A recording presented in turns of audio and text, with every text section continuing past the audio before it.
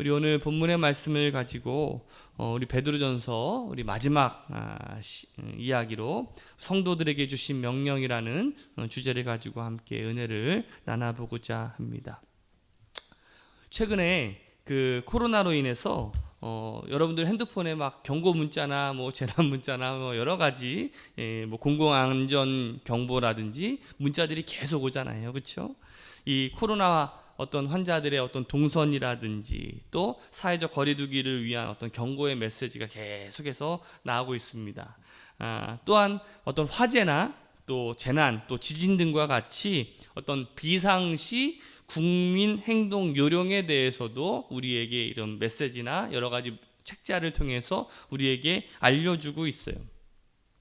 우리 남자들은 이제 군대에 가보신 분들은 아마 그 비상시 대처하는 어떤 매뉴얼을 한번 본 적이 있으실 겁니다. 전쟁이 나거나 사고가 나거나 할 때에 대처하기 위해서 만들어 놓은 책인데 왜 이러한 것들을 이렇게 매뉴얼화 해놨을까? 우리가 갑자기 재난이나 위기나 어려움을 만나게 되면 갑자기 내가 어떤 것들을 해야 될지 모른 채 머리가 하얘질 때가 있습니다. 그래서 이 매뉴얼이란 바로 이러한 행동 요령은 바로 이러한 어려운 때, 갑작스러운 위기를 만났을 때 필요한 것이라고 할 수가 있겠죠. 마찬가지로 우리 신앙에도 이러한 행동 요령이나 매뉴얼이 필요합니다. 오늘 베드로 전서는 바로 우리에게 어떤 신앙의 안전의 문제, 또 영적인 안전의 문제에 대한 어떤 매뉴얼을 우리에게 제공하고 있다는 것이죠. 우리의 신앙에 비상 상황이 찾아오게 될 때 이러한 어떤 행동 요령을 우리가 잘 숙지하고 지켜서 우리의 신앙의 안전을 우리가 유지하는 것이 중요하다는 것이에요.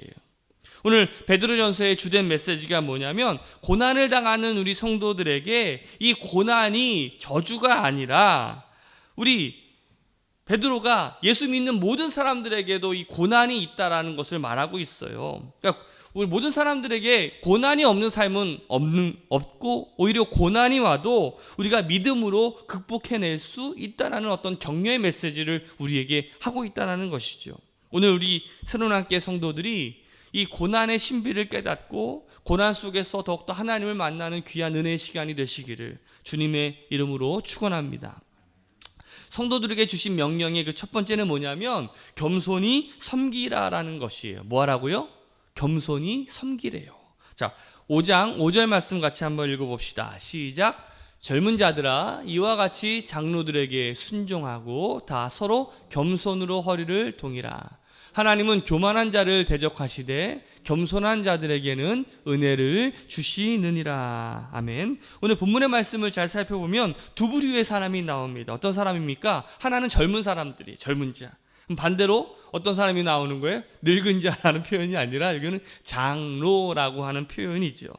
오늘 우리 이게 뭐 고재근 장로님 이렇게 우리 교회의 어떤 장로의 직분을 이야기하는 것이 아니라 나이가 많은 어른을 뜻할 때 우리가 장로라는 표현을 쓰는데 바로 그러한 사람을 가리키는 단어라고 할 수가 있을 거예요. 그런데 어떻게 보면 이 장로라고 하는 자들은 어떻게 보면 우리보다 먼저 믿었던 믿음의 선배들이라고 할 수가 있겠죠. 나보다 경험이 많고 신앙의 연륜이 높은 사람들을 아마 가리켜서 장로라고 표현을 했을 거예요. 그런데 이 먼저 순종하라 그리고 겸손으로 허리를 동이라 라고 말하고 있어요. 누가? 그 장로된 자들이. 어떻게 보면 이 순종과 겸손은 뗄래야 뗄 수 없는 관계죠. 오늘 베드로전서 5장 1절 말씀은 어떻게 시작하냐면 너희 중 장로들에게 권하노니 나는 함께 장로된 자요 그리스도의 고난의 증인이요 나타날 영광에 참여할 자니라 라고 말씀하고 있어요. 우리가 고난을 만나고 또 어려움을 당할 때 젊은 사람과 나이가 든 사람과 그것을 반응하고 대응하는 것에 차이가 있을까요? 없을까요? 있겠죠. 예를 들어서 제 딸 소희가 어려움을 위기를 딱 만났을 때에 대처하는 모습과 제가 위기와 어려움을 만나는 모습을 대처하는 모습은 완전히 다를 거예요. 그렇겠죠. 우리 신앙생활도 마찬가지예요. 교회가 어려움을 당하고 또 교회에 위기가 오고 교회가 흔들리는 그런 아픔을 겪게 될 때 우리가 믿음과 신앙의 어려움을 만날 때 먼저 신앙의 선배들이 해야 되는 역할들이 있습니다. 뭐 궁금합니다. 나는 신앙의 선배들일까? 아니면 아직 젊은이들일까? 여러분들 나는 신앙의 선배다 생각하는 사람 한번 손 들어보세요. 다 젊은이들밖에 없어요 여기는. 그럼 나는 신앙의 젊은이다 하는 사람 한번 손 들어보세요. 꽤 많이 있네요.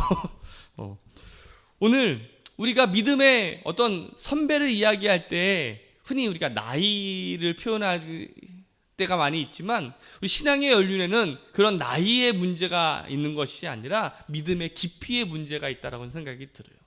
내가 정말 믿음의 깊이가 있느냐, 또 그런 믿음의 굳건함이 있느냐. 여러분들 우리가 선배들이 해야 되는 분명한 역할들이 있다라는 것, 오늘 내가 그 역할들을 좀 감당할 수 있는 믿음의 우리 신앙인들이 되시기를 주님의 이름으로 축복합니다.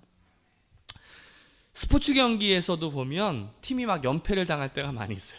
최근에 야구 보면은 우리가 한화 이글스 보면은 이게 참 힘들어하는 모습을 보게 되는데, 저는 SK를 참 좋아하는데 SK도 창단 이래로 뭐 연패를 막 하다가 그때 이제 스포츠 신문에 이런 얘기를 하더라고요. 이러한 위기 때는 누가 역할을 해줘야 되냐면 베테랑들이 역할을 해줘야 된다라는 그러한 신문에서 그 기사를 봤는데, 이 베테랑이라고 하는 이 말이 바로 믿음의 선배, 장로들이라고 할 수가 있을 거예요.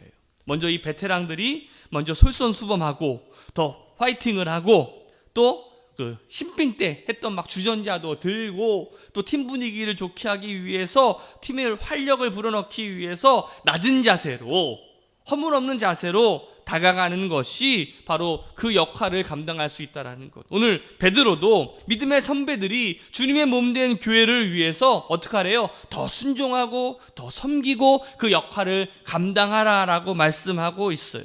그러면서 5절 말씀처럼 젊은 자나 장로들이나 서로 섬기고 겸손하고 순종하라라는 그 말씀을 하고 있는 거예요. 오늘 우리에게 주시는 명령은 바로 겸손히 섬기라라는 거예요. 우리 신앙의 위기에 어려움이 왔을 때 그 신앙인들이 해야 되는 그 첫 번째 행동 요령이 뭐라고요? 겸손히 섬기는 것. 바로 성도들의 삶은 교회 안에서 서로를 위해서 서로 겸손히 섬기는 것이 중요해요.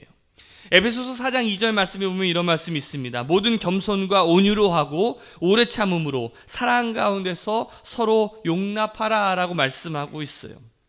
하나님은 교만한 자를 싫어하십니다. 그리고 그들을 물리치셔요. 그러나 베드로전서 5장 5절 말씀 한번 보세요. 겸손한 자들에게는 뭐 한대요? 은혜를 주신다라고 말씀하고 있어요. 교만이라는 것은 남들 위에 자기를 놓는 것 아니겠어요? 내가 최고라고 하는 생각이잖아요. 거만하고 오만하고 건방지는 거 아니겠어요? 그러나 겸손이라는 것은 남들을 오히려 높이는 거라고 할 수가 있는 거예요. 하나님께서는 그 겸손한 자들을 오히려 더 높이신다라고 하는 이 말씀을 여러분들 꼭 기억하시기를 주님의 이름으로 축복합니다.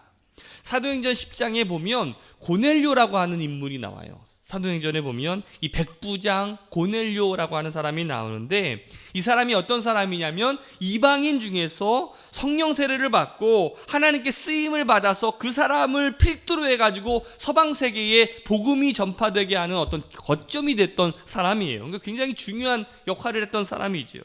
그런데 그가 이방인임에도 불구하고 하나님께 특별한 사랑을 받았던 이유가 뭐냐면 그가 경건하고 겸손한 자라고 성경은 평가하고 있다는 거예요.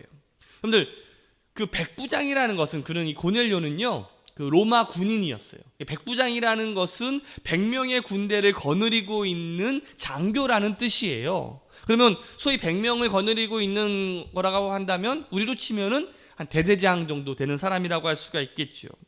성경에 보면 그가 정해진 시간에 항상 기도를 하고 또 믿음을 지키며 또 다른 어려운 자들을 위해서 구제도 열심히 했다라는 그런 내용이 성경에 기록되어 있어요. 그런데 참 신기한 것은 뭐냐면 유대인 중에 유대인이었던 그 베드로가 그 고넬료를 만나게 되는 일이었습니다. 그동안 베드로가 가지고 있었던 그 생각은 복음은 누구에게만 전해져야 되는 것? 유대인들에게만 전해져야 되는 것으로만 여겨졌어요. 그리고 유대인들만 구원받는 것으로만 생각을 했죠. 그러나 베드로가 이 고넬료를 만나게 되면서부터 이제 이방인에 대한 새로운 시야가 열리게 되는 그러한 기점이 되는 거예요. 어떻게 보면 이 만남을 우리로 치면은 그 당시 이제 이스라엘이 그 로마로부터 지배를 당하고 있었잖아요. 마치 우리도 일제시대에 그 일본 장교와 어떤 조선인이 만나는 그러한 모습이 아닐까. 유대민족을 통치하는 장교와 포로인인 그 유대인의 만남이 바로 똑같은 만남이라고 할 수가 있을 거예요. 그럼에도 불구하고 이 베드로가 이 고넬료의 만남을 통해서 이 고넬료가 참 경건하고 참 겸손한 사람이구나라는 것을 깨달았다라는 거야. 오늘 이 베드로전서를 쓰면서 베드로전후서를 쓰면서 이 베드로가 겸손한 사람의 롤 모델은 바로 고넬료를 생각하면서 이 성경을 쓰지 않았을까라는 짐작을 해보게 됩니다. 겸손은 이 사전에서 이런 뜻이 있더라고요. 남을 존중하고 자기 자신을 낮추는 것이다 라고 표현을 해요. 오늘 이 겸손의 어떤 사전적 정의에서 우리는 세 가지를 알 수가 있습니다. 겸손이란 나와 누군가의 관계 속에서 이루어지는 어떤 관계적인 개념이라는 거예요. 그리고 겸손은 누가 먼저 하는 거예요? 내가 먼저 하는 어떤 우선적인 개념이라는 것. 그리고 겸손이란 누가 시켜서 억지로 하는 것이 아니라 자발적으로 해야 된다는 것이죠. 그래서 이것을 종합해 보면 겸손이란 나 아닌 다른 사람에게 내가 먼저 자발적으로 낮아지는 거예요. 우리 옆 사람한테 이렇게 인사합시다. 내가 먼저 낮아지겠습니다.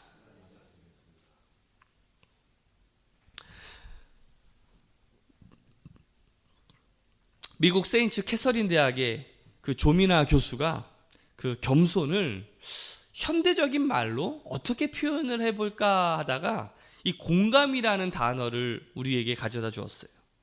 어떻게 보면 각자의 주장이 강한 이 시대에 이 겸손이란 내 감정을 누르고 상대방의 감정을 어떻게 보면 돌봐주고 또 한 단계 더 나아가서 그 감정을 함께 공유하는 이 공감이라고 하는 표현을 쓰고 있어요. 사실 우리는 가족끼리도 우리가 서로 말을 잘 하지 않고 그냥 자기 생각만 옳다고 여기며 살아가고 있는 시대 아니겠어요?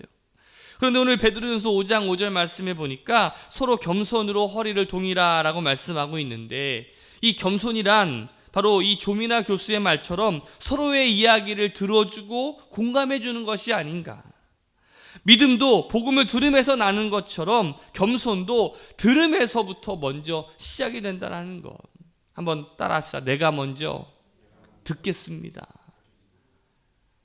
어떤 경청이라는 것, 공감이라는 것, 내가 먼저 상대방의 말을 어떻게 보면 경청해 준다라는 것부터가 우리 겸손의 첫 출발이 아닌가라는 생각이 들어요. 우리 새로운학교의 성도들이 그러한 믿음의 성도들이 되시기를 주님의 이름으로 축복합니다. 두 번째로는 염려를 주께 맡기라라고 말씀하고 있어요. 우리 믿음의 성도들이 해야 되는 행동결혼 두 번째가 뭐냐면 염려를 주께 맡기라는 거예요. 우리 5장 7절 말씀을 같이 한번 읽어봅시다. 시작. 너희 염려를 다 주께 맡기라. 이는 그가 너희를 돌보심이라. 베드로가 이 고난을 이기기 위해서 모든 염려를 어떻게 하래요? 주께 맡기라라고 말씀하고 있어요. 바로 이 고난을 견디고 이겨내는 방법이 바로 내 고난을 주님께 맡기는 거예요. 염려라고 하는 이 헬라어 단어가 메리무닌이라고 하는 단어인데 이게 여러 조각으로 나뉘다라는 뜻이 있어요. 그러니까 마음이 나눠지는 것, 그것이 힘들다라는 거예요. 그러니까 마음이 이렇게 막 복잡한 거야. 여러분들 그런 것 경험해 본 적이 있죠? 그냥 마음이 계속 심란하고 마음이 나눠져가지고 잠도 이루지 못하고 뒤척이고 막 그냥 이러지도 못하고 막 복잡한 생각들이 우리 가운데 있습니다.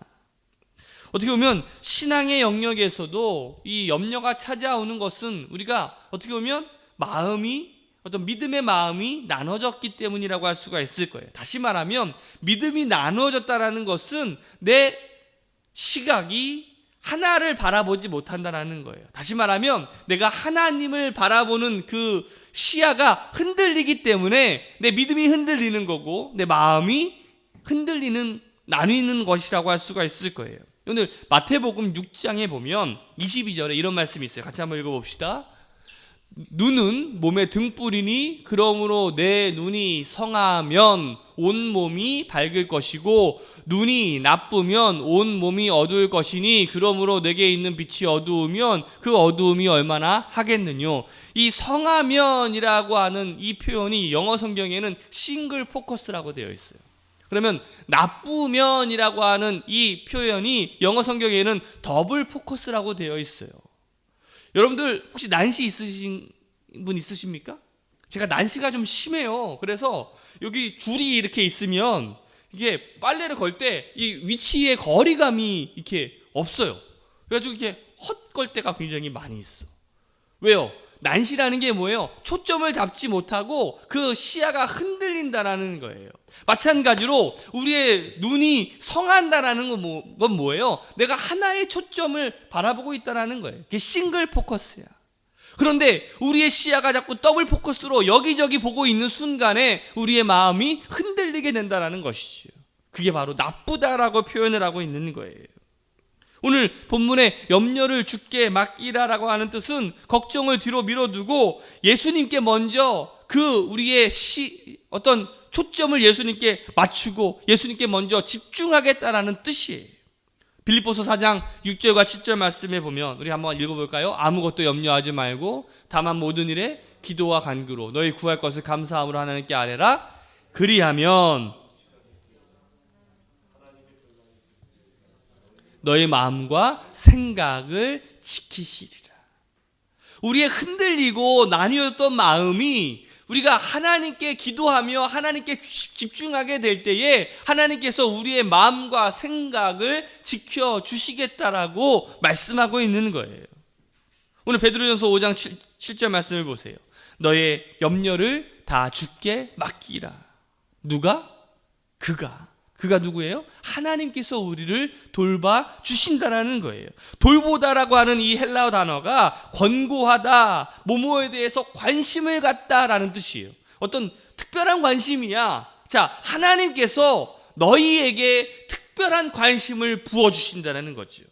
하나님께서 바로 우리에게 특별한 관심으로 돌봐 주시겠다라는 말씀 아니겠어요? 여러분들, 제가 딸이 하나가 있잖아요. 그 딸한테 제가 잘해줄까요? 못해줄까요?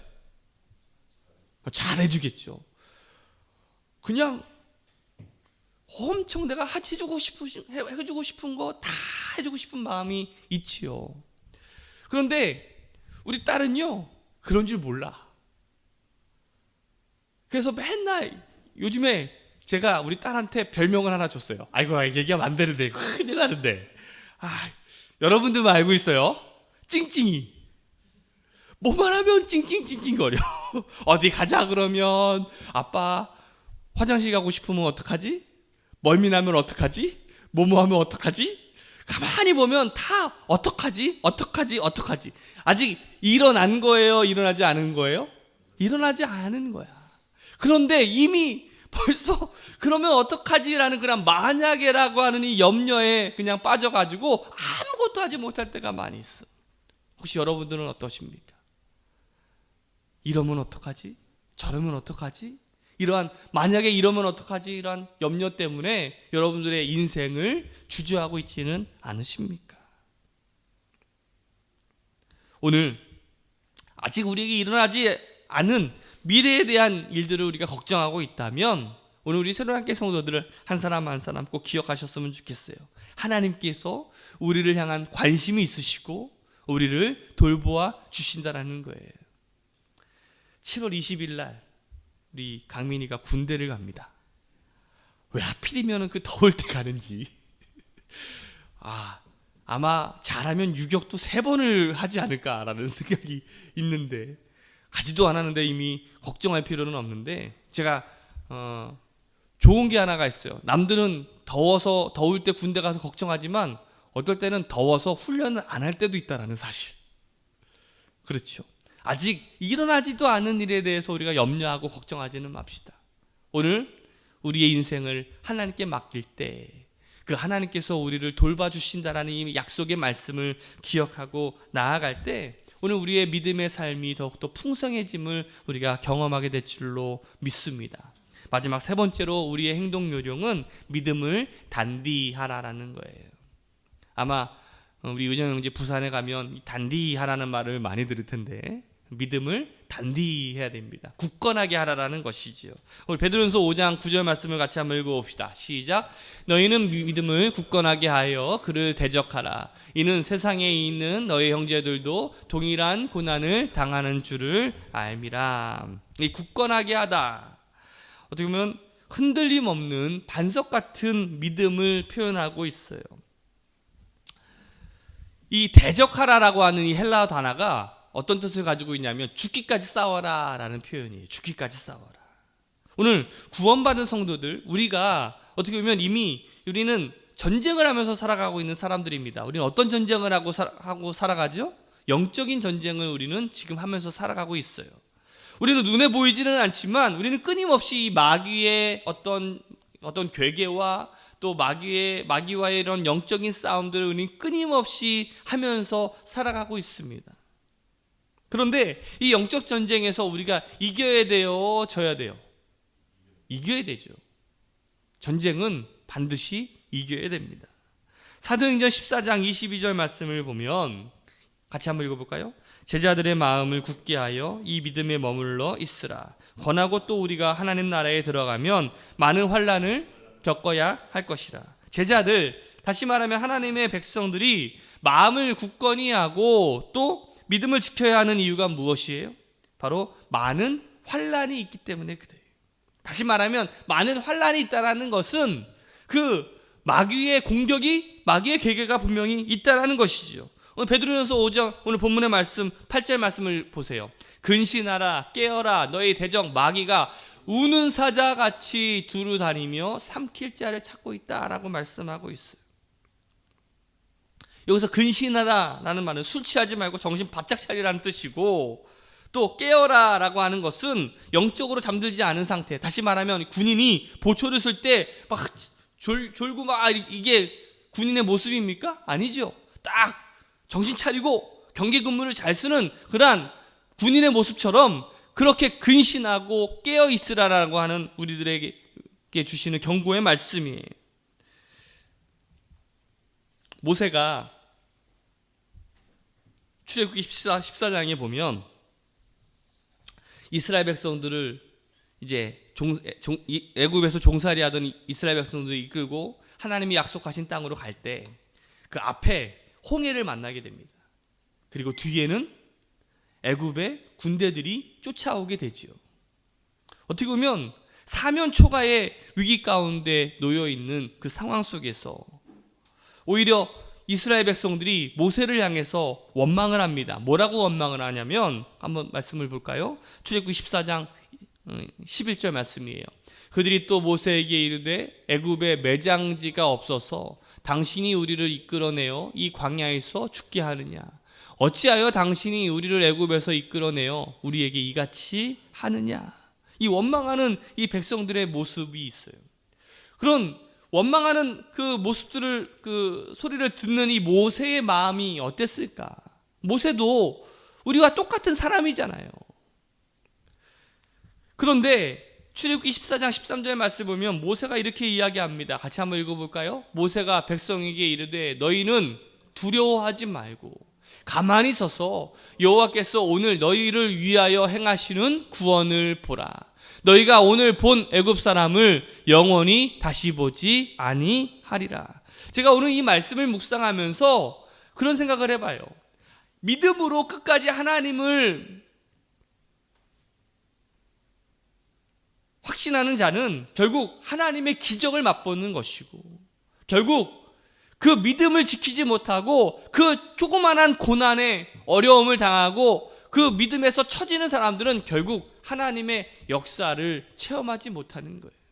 결국 하나님을 확신하고 믿음으로 나아가는 사람은 홍해를 가르는 기적을 경험하게 되는 거죠. 오늘 여러분들의 인생 가운데 홍해를 가르는 기적들이 그런 것들을 경험해 봐야 되지 않겠습니까? 우리가 신앙생활하면서 우리가 하나님의 기적을, 하나님의 능력을 체험하면서 우리가 삶을 살아봐야 되지 않겠습니까? 오늘 우리 가운데 믿음을 지키며 오늘 우리 삶에도 홍해의 기적이 나타나게 될 줄로 믿습니다. 오늘 하나님을 더 확신하고 또 믿음을 굳건히 하니 모세, 오늘 그 삶에 하나님의 역사들이 나타난다는 사실이에요. 다니엘서를 보면 그 다니엘의 세 친구의 그런 믿음에 대한 이야기가 참 많이 나오지 않습니까? 여러분들 그 세 친구들이 그 느부갓네살 왕이 주는 많은 좋은 음식들을 거절했어요. 왜? 이방인에게 제사하는 음식이었기 때문에 그래요. 그럼에도 불구하고 같이 금식을 하며 단식을 하면서 살았지만 그들이 더욱더 윤택하고 더 얼굴이 좋아지는 것들을 경험하게 됩니다. 바로 그 믿음의 결단에는 결국 하나님의 돌보심과 하나님의 기적을 맛보게 되는 어떤 분기점이 우리 가운데 있게 되는 거예요. 사랑하는 우리 새로운교회 성도 여러분들, 오늘도 우리가 믿음을 굳건히 하고 나아갈 때 하나님의 역사와 하나님의 능력이 우리 가운데 나타나게 되는 것을 여러분들 기대해 보지 않으시겠어요? 오늘 10절 말씀 같이 한번 읽어볼까요? 모든 은혜의 하나님 곧 그리스도 안에서 너희를 부르사 자기의 영원한 영광에 들어가게 하시니가 잠깐 고난을 당한 너희를 친히 온전하게 하시며 굳건하게 하시며 강하게 하시며 터를 견고하게 하시리라. 오늘 우리가 고난을 당하지만 그 고난은 잠깐이래요. 잠깐. 그러나 영광은 영원하다. 한번 따라 합시다. 고난은 잠깐이요, 영광은 영원하다. 오늘 이 말씀이 여러분들의 가슴에 새겨지시기를 주님의 이름으로 축복합니다. 바로 고난을 통해서 우리가 더욱더 굳건해지는, 그리고 하나님의 섭리를 깨닫고 우리가 믿음을 가지고 우리 삶 속에서 하나님의 기적을 체험하며 우리가 경험하는 믿음의 성도들 되시기를 주님의 이름으로 축복합니다. 기도하겠습니다.